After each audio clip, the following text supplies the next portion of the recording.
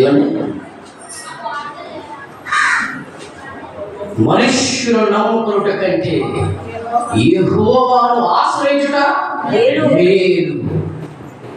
ఎందుకు దేవుని ఆశ్రయించాలంటే ఎంతవరకు 5 విషయాలు తండ్రి అయిన దేవుడు దావీదు గారి ద్వారా మనకి నేర్పించాడు.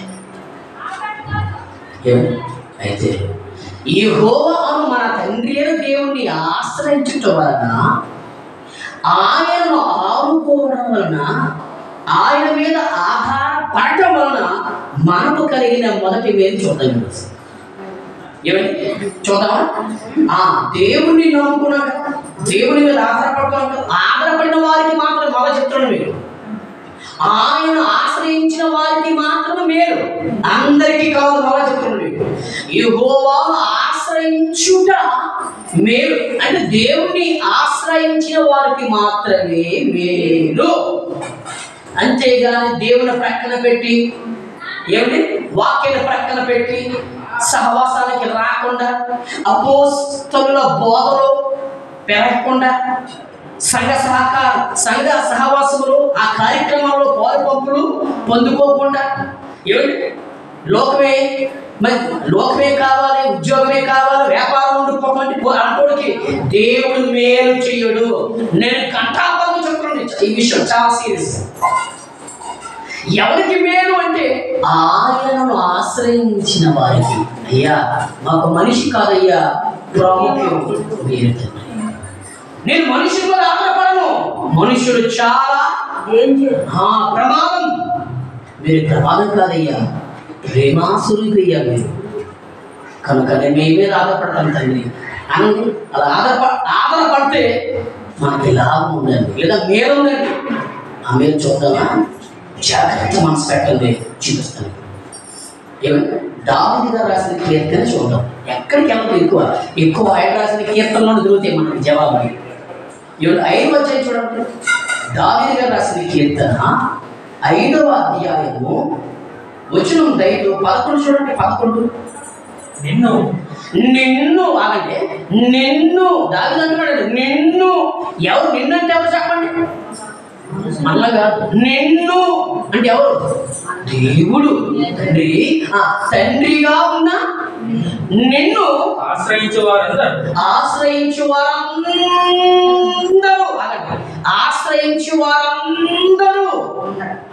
ఏం చేసి మీరు సంతోషిస్తారు.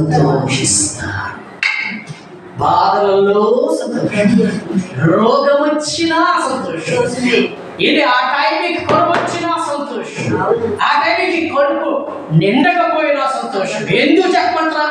ఎవరైతే దేవుని మీద ఆధారపడతారో, ఎవరు దేవుని ఆశ్రయిస్తారో వారు సంతోషిస్తారు. ఇది మొదటి మేలు. మేలు కాదు మరి. నిన్ను ఆశ్రయించు వారందరూ సంతోషించరు. సూపర్ మాట అండి. రెండో లాభం ఏంటి సార్? రెండవ మేలు చూస్తారా? అక్కడ చూడండి. నీవే మళ్ళీ నీవే. ఎవరు? నీవే మన తండ్రి. తండ్రి నీవే వారిని. ఎవరు వారు? ఎవరైతే తండ్రిని ఆశ్రయిస్తారో, తండ్రి మీద ఆధారపడతారో, తండ్రి మీరే మాకు దిక్కు అని అంటారో, అటువంటి వారిని తండ్రి దేవుడు ఏం చేస్తాడు తెలుసా? కాపాడుతాడు. మీరు కాదా చెప్పండి. ఒకటి మనకి మొదటి లాభం ఏంటి? మొదటి మేలేంటి? సంతోషం. 2 మనలను దేవుడు కాపాడుతాడు. సూపర్ కదండి. మన ప్రయాణాల్లో కాపాడుతాడు. మనం వంట వండినప్పుడు కూడా కాపాడుతాడు. ఎందుకు? నువ్వు అన్నం వండినప్పుడు ఓర్చినప్పుడు, అవునా, చెయ్యి జారి నీ మీద పడిందంటే నీ చెయ్యి ఏమైపోవచ్చు? మరొక నెల రోజుల వరకు నువ్వు వంట ఉండడానికి చెయ్యే పనికిరాదు. మరి పనికొచ్చే సాధనంగా పనికొచ్చే విధంగా దేవుడు చేస్తున్నాడంటే నేను కాపాడటం లేదా? చెప్పండి బిగ్గరగా. ఇలా చెప్తే గోడు నువ్వు ఏమిటి మనం స్నానంకి వెళ్ళినప్పుడు ఏమిటి బాత్రూంలో కూడా కాపాడుతున్న దేవుడు. ఏమిటి ఎక్కువ శాతం జారి పడిపోయి చనిపోయిన వారు ఎక్కడంటే బాత్రూంలోనే. ఏమిటి ఆలోచించాను. అందుకే సబ్బు మీద కాలేజ్ జారిన వారు ఉండొచ్చు, లేదా నేల ఏంటి అక్కడక్కడ నాచు ఉంటుంది, ఆ నాచు మీద పాదం పెట్టి జారి పడిపోయి చచ్చిపోయిన వారు ఉండొచ్చు. కానీ నిన్ను నన్ను కూడా వెళ్ళిపోతుంటాం. కానీ వెళ్ళినప్పుడు మీరు నమ్మండి, తండ్రి అనుకుని వెళ్ళాలి. వచ్చినప్పుడు నా తండ్రి అనుకుని రావాలి. పొంగిపోతాం తండ్రి. మీరు నమ్మండి నమ్మకపోండి, ఎవరు నమ్మించాలని చెప్పలేదు. కానీ నేనైతే తండ్రి అనకుండా ఉండలేను. డ్రైవింగ్ చేసినప్పుడు తండ్రి అంటాను, బైబిల్ చదువుతున్నప్పుడు తండ్రి అంటాను, ఏమిటి అన్నం తిన్నప్పుడు తండ్రి అంటాను. అన్ని విషయాలు తండ్రి అనుకుంటుంటుంది. అందుకే ఈరోజు నేను ఎంత సురక్షితముగా, ఎంత భద్రముగా, ఆరోగ్యవంతుడిగా, దీర్ఘాయుష్వంతుడుగా అంటే నేను ఆ సూత్రాన్ని ఏమిటి ఆ పదాన్ని వాడక తండ్రి అంటాను. అంటే అర్థం తెలుసా? ఏమిటి నా కొడుకు ఏలియా నన్ను అస్తమానకి గుర్తు చేసుకుంటున్నాను. నిజం నా ఫ్యామిలీ మీద నేను అదే అంటాను, దేవుడి దూరం అవుతుంది, తండ్రికి దూరం అవుతుంది. ఏమిటి తండ్రికి దూరం అయితే, తండ్రిని ఆశ్రయించకపోతే ఆయన దగ్గర నుండి మనం ఏ మేలు పొందుకున్నాం. ఏం చాలండి, పెద్ద మేలు చేయాల్సింది ఆయన. నీ ప్రయాణంలో మేలు చాలు. నువ్వు వాహనం ఎక్కిన దగ్గర దిగిన దగ్గర ఏంటి వాహనం ఎక్కినప్పుడు జారి పడిపోయి తల బద్దలైపోతున్నాడు ఎంత చెప్పండి. వాహనం దిగినప్పుడు మెట్లు దిగినప్పుడు జారి పడి తల బద్దలై చచ్చిపోయిన అంతకు చెప్పండి. వాహనం ఎక్కిన దగ్గర, వాహనం దిగిన దగ్గర తోడు లేకపోతే, ఆయన మన కాపాడకపోతే మనం ఎప్పుడు శవాలుగా సమావేయకూడము. చెప్పండి. అన్నం తిన్నప్పుడు ఒక అంటే అన్నం ముద్ద ఆ గొంతుకి స్వరపేటికి మధ్యలో ఉండిపోతే ఏంటి మన పరిస్థితి? చెప్పండి. శ్వాస కానీ చక్కని స్వరపేటిక ఇచ్చి మనం తింటున్న ప్రతి ఆహార పదార్థాలు ఆ స్వరపేటిక నుండి నీ గర్భాశయంలోనికి పంపిస్తున్నాడంటే తండ్రి చెప్పండి, కాదా? మీరు కాదా? అది కాపాడలేదా? ఆలోచించండి. ఇలా ఎన్నో చెబుతారండి. మీరు తినే ఆహార పదార్థం నిజంగా జీర్ణం అవుతుంది అంటే ప్రియులారా, ఈ గర్భంలో జీర్ణం కోసం పెట్టాడు విషం. నువ్వు ఎంత తింటే అంత స్పీడ్గా తొందరగా అరుగుతుంది. అలా అరగక అజీర్ణంగా ఉండి ఇప్పుడు హాస్పిటల్లో మంచం మీద ఉండిన వారు పేషెంట్లు ఎంతమంది చెప్పండి? ఏం కాపాడటం లేదా? విను నన్ను గొడవండి. కంటికి రెప్పలాగా కోడి తన పిల్లలను ఎలాగైతే భద్రంగా కాపాడుతున్నా అంతకంటే ఎక్కువగా మనల్ని కాపాడుతున్నాడండి మన తండ్రి. అందుకే దావీదు రాశాడు, బైబిల్లో ఒక మాట ఉంది అంటే ఆ మాట వెనక మాధుర్యం ఉంది. అనే విషయం మర్చిపోకండి. ఒక మాట బైబిల్లో రాయబడిందంటే ఆ మాట వెనక మహత్వం ఉంది. మరలా చదవం చేయాలి. నిన్ను ఆశ్రయించు వారందరూ సంతోషిస్తారు. సంతోషం ఏంటి? మన ఇంటి ముందు, మన ఇంటి వెనక, మన వీధులను, మన గ్రామంలో, మనం ఉంటున్న ఆ పరిసర ప్రాంతంలో ఎంతో మందికి రోగాలు, ఎంతో మందికి సమాధానం లేకుంటున్నారు, మనశ్శాంతి లేకుంటున్నారు. అవునా చెప్పండి? అన్నీ ఉన్నాయి కానీ వారి జీవితంలో మనశ్శాంతి లేదు. కానీ మనకైతే మనశ్శాంతి ఉంది. ఏమన్నా లేదా? సంతోషం. ఆ మనశ్శాంతి వల్ల మనకి ఏమొస్తుంది? నీ ఇంట్లో ఏంటి పిండి ఉంటే చాలు, బస్తాలు ఉంటే అవసరం లేదు. విధవరాల ఇంట్లో పట్టడి పిండి మాత్రమే చెప్పాలి, పట్టడి పిండి మాత్రమే. ఆమె పక్క సారేపతుని ఊరిలో వినండి, సారేపతుని ఊరిలో వెళ్ళి ఒక విధవరాలు ఏలియా ప్రవక్త గారిని చూడగానే ఈయన యెహోవా దేవుని ప్రవక్త అని ఆమె ఆశ్చర్యపడిపోయింది. చూడగానే తెలిసిపోయిందండి. ప్రారంభమయ్యింది ఆ యెహోవా తండ్రి మీద ఆధారపడడం, ఆ యెహోవా తండ్రిని ఆశ్రయించడం ప్రారంభించింది. ఎప్పుడు తెలుసా? చెప్పమంటారా? ఏలియా ప్రవక్త గారు వచ్చి, అమ్మా నాకు దాహం వేస్తుంది, నీళ్ళివ్వు అన్నారు. నీళ్ళు ఇవ్వడానికి ఇంటిలోనికి వెళ్తుంది. వెంటనే మళ్ళీ ఆ ఏలియా ప్రవక్త గారిని పిలిచి, అమ్మా తినడానికి ఒక అప్పం, మన భాషలో రొట్టె కాల్చి లేదా రొట్టె తీసుకొచ్చి నాకు ఇవ్వమ్మా, మొదటి అప్పం తీసుకొచ్చి, మొదటి రొట్టె లేదా మొదటి అప్పం తీసుకొచ్చి నాకు ఇవ్వమంటాడు. అప్పుడు అంటది, అయ్యా నైట్ పట్టెడు అంటే మన భాషలో పిడికిడి పిండి బుట్టుడు నూనె మాత్రమే ఉంది. అదే ఈరోజు అది మేము వండుకొని నేనును నా కుమారుడు తిని చనిపోదాం అనుకుంటున్నాము అంట. అప్పుడు ప్రవక్త అంటాడు, లేదు లేదు లేదు, నేను చెప్పింది నువ్వు ముందు చెయ్యి. పాయింట్ వాక్యం చేయాలి. నేను చెప్పింది నువ్వు ముందు చెయ్యి. మొదట అప్పము నా తండ్రి సేవా పరిచర్యలో బహుబలముగా వాడబడుతున్న రోషం కలిగిన ఏలియా ప్రవక్త ఉన్న నాకు ముందు తెచ్చి నువ్వు ముందు పెట్టు. అప్పుడు ప్రారంభమైంది మన అక్కకి తండ్రి మీద ఆధారపడడం. ఆ తండ్రిని ఆశ్రయించడం ప్రారంభమైంది. పక్క అన్యురాలు, పక్క విగ్రహారాధికురాలు అయినా కూడా ఆ అన్యురాల దగ్గరికే పంపించాడు, ధన్యురాలుగా మార్చాలని. అంటే తండ్రి సంకల్పం వేరండి.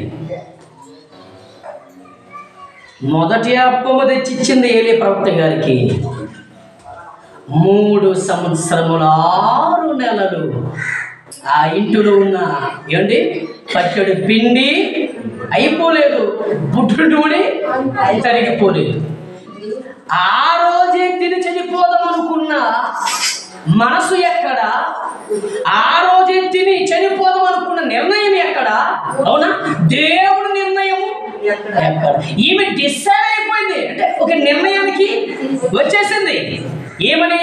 మేము తిని చనిపోతాం. అందుకే పొయ్యిలోకి కర్రలో ఏరుకుంటుంది ఏలియా ప్రవక్త గారు వచ్చినప్పటికి. నిజమేనండి. ఒక సేవకుడిని పోషించటం వలన, ఒక సేవకుడి యొక్క ఆకలి తీర్చడం వలన, ఒక సేవకుడి దాహం తీర్చడం వలన కలిగిన ఒక అద్భుతమైన ఆశీర్వాదాన్ని లైవ్లో దేవుడు పాత నిబంధనలో చూపించేశాడండి. ఈ రోజు చూపిస్తాడు. ఆయన అందరికి కాదు, ఆ సేవకుడు కూడా ఎలా ఉండాలో తెలుసా? పర్ఫెక్ట్గా ఉండాలి. అది ఆ సేవకుడు కూడా నిక్కచ్చమైన సేవకుడు ఉండాలి. దేవుడి మీద ఆధారపడే సేవ చేసే సేవకుడు ఉండాలి. మంచి విశ్వాసం కలిగిన సేవకుడు ఉండాలి. ఒక మంచి భక్తిపరుడుగా, మంచి భక్తి చేసే సేవకుడుగా ఉండాలి. ఆత్మీయతను కాపాడుకునే సేవకుడు ఉండాలి. సంకరాన్ని కట్టే విషయంలో రోషం కలిగిన సేవకుడు ఉండాలి. పరిశుద్ధ గ్రంథంలో ఉన్నట్టుగా వాక్యాన్ని చెప్పే అపోస్తలుల బోధ చేసే బోధకుడుగా ఉండాలి. అటువంటి సేవకుడు మాట ఈరోజు దేవుడు వింటాడు. మీరు నమ్మండి. అటువంటి సేవకుల్ని ఎవరు పెంచినా, ఎవరు పోషించినా, ఎవరు ఆయనకి ఆహారం ఇచ్చినా, కానుక ఇచ్చినా, దాహము తీర్చినా, ఆయన అవసరత తీర్చినా వారి కుటుంబము వర్ధిల్లుతుందండి, దీవించబడుతుందండి. మనకి బెస్ట్ ఎగ్జాంపుల్ పాత నిబంధనలు ఎవరయ్యంటే సరే పత్తు విధవరాలు. కృత నిబంధనలకు వచ్చేసరికి ఎవరయ్యంటే అకుల్లా, ప్రిస్కిల్లా. నాన్నయ్య పౌరుని వారు సమర్శించారండి, వారు పోషించారండి. అందుకే బైబిల్ గ్రంథంలో వారి పేర్లు నా తండ్రి రాయించాడు.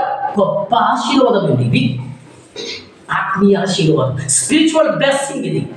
వద్దా మనకి ఆలోచించండి. అంటే ఒక బీద విధవరాలు, ఒక పేద విధవరాలు, భర్త చనిపోయిన విధవరాలు ఆ రోజే తన కొడుకు, ఆమె ఆ మొదటి అప్పం అంటే ఆ పట్టెడు పిండితో మొదటి రొట్టె చేసుకొని తిని చనిపోదాం, ఈ రోజుతో మా జీవితం సరే అని నిర్ణయించుకుంది మా తల్లి. తల్లి నువ్వెవరమ్మా నీ జీవితం నిర్ణయించుకోవడానికి? నీ జీవితాన్ని తీర్చిదిద్దింది, నీ రూపురేఖలను మార్చింది నీ తల్లి గర్భంలో ఒక అద్భుతమైన రూపాన్ని ఇచ్చింది. రూపుదిద్దిన పరమ కుమ్మరుని నేను, జిగటి మన్ను మనము. యెషయా ప్రవక్త చదవండి, అయ్యా మీరు పరమ కుమ్మరు అయ్యా, మేమెవరు తెలుసా?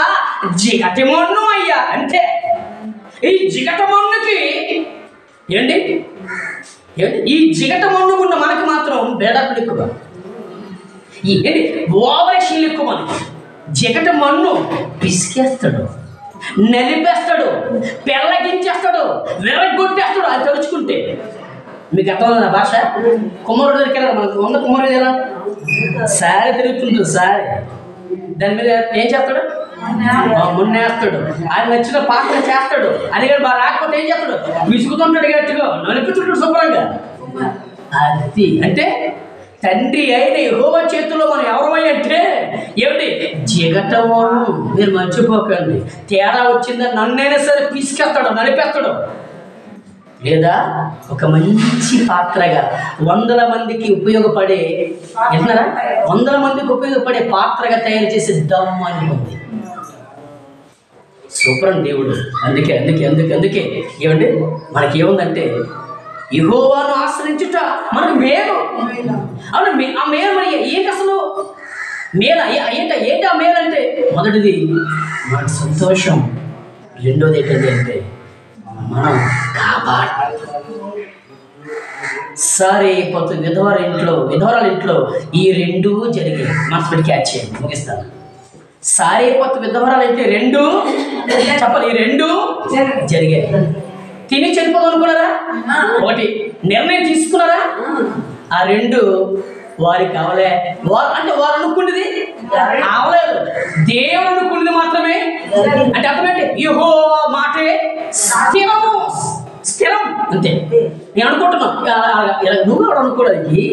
నేను నా మాట స్థిరం, దేవుని మాటే స్థిరం.